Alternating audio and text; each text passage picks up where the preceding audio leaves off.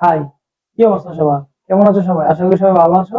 Pro study Facebook page এবং YouTube চ্যানেলের পক্ষ থেকে লেকচার 6 জাবেদায় তোমাদেরকে স্বাগতম জানাচ্ছি।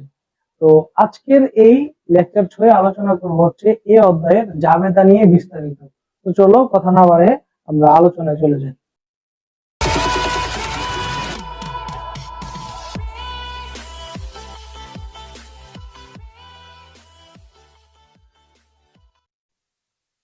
ওকে, তাহলে লেকচার 6 হচ্ছে আমরা জাবেদা নিয়ে আলোচনা করবো বিস্তারিত। এখন এই অধ্যায়ের জাবেদা গুলা কিন্তু আমরা নর্মালি যে প্রিভিয়াস চ্যাপ্টার গুলাতে করে আসছি এই জাবেদা গুলোর মতো না, একটু ডিফারেন্স থাকবে, একটু ভিন্ন, যেগুলো হচ্ছে তোমরা আলোচনায় গেলে বুঝতে পারবে।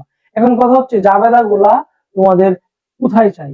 অনেক সময় দেখবা যে সৃজনশীল প্রশ্নে জাবেদা গুলা তোমাদের জানতে চাই, খ অথবা গ তে অনেক সময় বলে, বা অনেক সময় ক তে বলতে পারে যে নির্দিষ্ট একটা লেনদেনের জাবেদা প্রদান করো। তো এই জাবেদা গুলা প্রদান করতে হলে আমাদেরকে এই নিয়মগুলা অনুসরণ করতে হবে। তাছাড়া মনে রাখবা, জাবেদা প্রদান করবা একমাত্র যেগুলা নগদান বইয়ে যোগ এবং বিয়োগ হয়। দ্যাট মিনস নগদান বই যেগুলো অন্তর্ভুক্ত হবে ওইগুলাকে তুমি জাবেদা প্রদান করবা। এই কথাটা আমি এখানে লিখে রাখছি যে নগদান বইয়ের জেরের সাথে যে সমস্ত আইটেম সমূহ যোগ করবা অথবা বিয়োগ করবা, একমাত্র ওইগুলাকে কি দিবা? তুমি জাবেদা দিবা। জাবেদা দেওয়ার সময় আমরা যোগ এবং বিয়োগকে দুইটা পার্ট করে ফেলবো। এই যে দেখুন, অবদান বইতে যে সকল লেনদেন গুলা যোগ করা হয়েছে এগুলোর জন্য একটা নিয়ম, এবং যেগুলা বিয়োগ করা হয়েছে ওইগুলোর জন্য একটা নিয়ম। যেমন যোগ করার জন্য যে সমাধানের নিয়মটা দিচ্ছি, এটা কি? নগদান বইতে লেনদেনটি যোগ করার কারণে ব্যাংকটাকে ডেবিট করবা। মনে রাখবা, নগদান বইয়ে তুমি যোগ করা মানে কি? ডেবিট করতেছো। তার মানে তুমি যদি নগদান বইতে লেনদেনটাকে যোগ করো, তার মানে কোনো না কোনো ভাবে তোমার ব্যাংক হিসাবটা ডেবিট হচ্ছে, যার কারণে তুমি জাবেদায় অবশ্যই অবশ্যই ডেবিট করে ফেলবা যে ব্যাংকটাকে। এবং ক্রেডিট করবা কি তাহলে? পক্ষান্তরে দেখো বলছি যে যোগ করার কারণটাকে বিবেচনা করে ক্রেডিট করতে হবে। তার মানে যেই কারণে তুমি ব্যাংকটাকে ডেবিট করছো ওই কারণটাকে তুমি কি করবা? ক্রেডিট করে দিবা। এই যে একটা এক্সাম্পল দিলাম, ব্যাংক কর্তৃক প্রাপ্য হিসাব হতে আদায়, মানে ব্যাংক কর্তৃক প্রাপ্য হিসাব থেকে আদায় করে ফেলছে, দ্যাট মিন্স তোমার ব্যাংক অ্যাকাউন্টটা বেড়ে গেছে। ব্যাংক হিসাব ডেবিট, এবং কার কাছ থেকে তুমি আদায় করছো? প্রাপ্য হিসাবের কাছ থেকে। তো প্রাপ্য হিসাব তুমি কি করে ফেললা? ক্রেডিট করে ফেললা। আরেকটা এক্সাম্পল আছে, ব্যাংক কর্তৃক প্রাপ্য নোট আদায় করছো, তারপরে ব্যাংকের মাধ্যমে তুমি প্রাপ্য নোট আদায় করছো। যাই হোক, ব্যাংক তো বাড়ছে, ব্যাংক হিসাব ডেবিট, এবং প্রাপ্য নোট যেটা, এটা কি করবা? ক্রেডিট করে দিবে। কারণ আমরা বলছিলাম যে যেটা আমরা নগদান বইতে যোগ করব ওইটার জন্য হচ্ছে ব্যাংকটাকে ডেবিট করে ফেলবো। আর যে কারণে আমরা ডেবিট মানে যোগ করছিলাম ওই কারণটাকে কি করব? ক্রেডিট করবো, যে প্রাপ্য নোটকে ক্রেডিট করে দিলাম। 3 নম্বর বলতেছে যে ব্যাংক কর্তৃক সুদ মঞ্জুর করলো।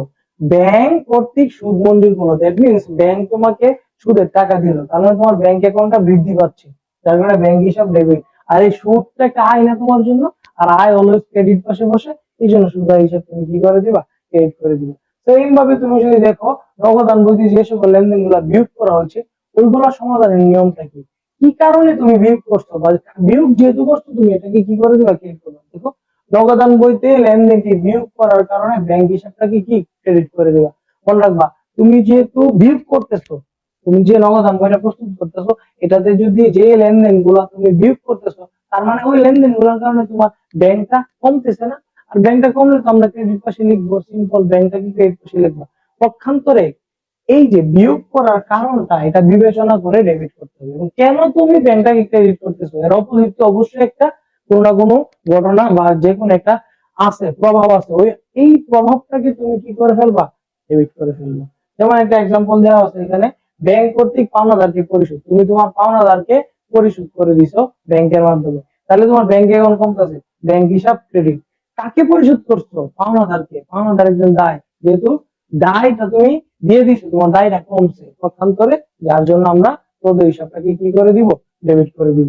2 নম্বরে দেখো বলা আছে ব্যাংক কর্তৃক প্রদেয় নোট পরিশোধ করা হলে। যখন ব্যাংক কর্তৃক তুমি প্রদেয় নোটটা পরিশোধ করে দিবা, যাই হোক তুমি তো পরিশোধ করছো, পরিশোধ করার কারণে তোমার ব্যাংক অ্যাকাউন্ট কমতেছে, দ্যাট মিন্স ব্যাংক হিসাবকে ক্রেডিট করে দিবা। আর প্রদেয় নোটও একটা দায়, যেটা তুমি কমাইতে পারছো, তাকে পরিশোধ করে দিতে পারছো, যার জন্য প্রদেয় নোটটাকে কি করে দিতে পারবা? ডেবিট করে দিবা। তারপরে 3 বলতেছে যে ব্যাংক সুদ ধার্য করলো। সুদ যেমন মঞ্জুর করতে পারে, ব্যাংক সেম ভাবে সুদটা ধার্য করতে পারে, মানে সুদ তোমার কাছ থেকে কেটেও নিতে পারে। এখন ধরো তোমার অ্যাকাউন্টে ছিল 50,000 টাকা, এখান থেকে 1,000 টাকা সুদ কেটে নিয়েছে, তাহলে তোমার অ্যাকাউন্ট এখন কমে গেছে না? 50,000 থেকে এখন 1,000 টাকা কমে 49,000 হয়ে গেছে না? সেম ভাবে তোমার অ্যাকাউন্ট যেহেতু কমছে, ব্যাংক যেহেতু কমতেছে, মানে ব্যাংক যেহেতু ক্রেডিট হয়েছে, আমি জাবেদায় কি করলাম, ব্যাংক হিসাবটাকে ক্রেডিট করে দিলাম। এখন এই ব্যাংকটাকে কেন ক্রেডিট করছি, ওইটাকে বিবেচনা করে ডেবিট করতে হবে। সুদ বাবদ আমার ব্যাংকে টাকা কেটে নিছে, যার কারণে তো আমি ব্যাংকটাকে ক্রেডিট করছি, যার ফলে সুদ খরচ যেটা, এটাকে আমি ডেবিট করে দিলাম। তো এই প্রসেসে আমরা মূলত ওদের জাবেদা করব।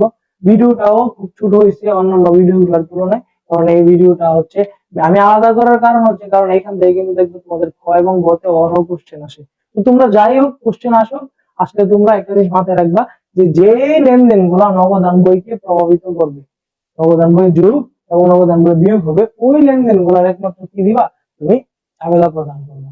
যার জন্য আমরা এই নিয়মগুলো এখানে লিখে দিলাম। হোপফুলি তোমরা এই নিয়মগুলো অবশ্যই লিখে রাখবা খাতায়, যাতে তোমাদের মনে থাকে।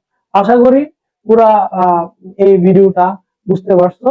তো এরকম ভাবে অনেকগুলো জাবেদা প্র্যাকটিস করতে থাকো, পাশাপাশি দেখবা অনেক জাবেদা পাবা যেগুলো হচ্ছে নিউ আসতে পারে, ওগুলো একটু সমাধান করার চেষ্টা করবা। ইনশাল্লাহ দেখবা প্র্যাকটিস করলে আরো ইজি হয়ে যাবে বিষয়টা। তো আজকের ভিডিও এই পর্যন্তই, লেকচার 6 শেষ করলাম এখানে। পরবর্তী ভিডিও লেকচার 7-এ দেখা হবে, এবং লেকচার 7টাই হবে আমাদের এই ব্যাংক সমবায় বিবরণী সর্বশেষ ভিডিও। তো ওই ভিডিওটা পর্যন্ত দেখার তোমাদেরকে অবশ্যই সাজেস্ট করা হলো, তোমরা ওইটা দেখবা, কারণ ওইটাতে হচ্ছে আমি সৃজনশীল ক নিয়ে আলোচনা করবো। এটা যেমন খ গতে আসতে পারে জাবেদা গুলা, কতেও কিছু ছোট ছোট বিষয়গুলো আছে যেগুলো আসতে পারে, ওইগুলো হচ্ছে নেক্সট যে 7 নম্বর ভিডিওটা আছে ওইটা আমি আপলোড করে দিই। আশা করি এখন তো তোমরা দ্বৈত জেরও জেনে গেলা, তারপরে হচ্ছে একক জের পদ্ধতি ম্যাথ গুলো জেনে গেলা, তার মানে পুরা অধ্যায় তোমাদের অলরেডি কি হয়ে গেছে, বোঝা হয়ে গেছে। এখন ঘন ঘন যত প্র্যাকটিস করবা, তত দেখবা তোমার কনফিডেন্সটা চলে আসবে যে এই অধ্যায়টা আমি পারবো, এই অধ্যায়টা আমি পারবো। আর এই অধ্যায়টা দেখবা তুমি যখন প্র্যাকটিস করতে যাও, তখন দেখবা যে খুব অল্প সময় লাগে, এবং এই অল্প সময় যদি তুমি ম্যাথটা টাচ করতে পারো, অবশ্যই তুমি পরীক্ষায় এটা অবশ্যই তোমার প্ল্যানিং এ রাখতে পারো যে আমি এটা আনসার করবো। তো অবশ্যই ওইভাবে তুমি নিজে নিজে মানে বই তো আছে অবশ্যই, টেক্সট বই, ওই টেক্সট বই থেকে যা যা মানে দেখার বোর্ড কোশ্চেন আছে, তারপর হচ্ছে অনেকগুলা তোমার উদাহরণ থাকে, ওইগুলা প্র্যাকটিস করো, দেখবা আশা করি বিষয়টা অনেক ক্লিয়ার হয়ে যাবে। তো দেখা হবে পরবর্তী ভিডিওতে, আজ পর্যন্ত ভালো থাকো, সুস্থ থাকো, ঠিক আছে।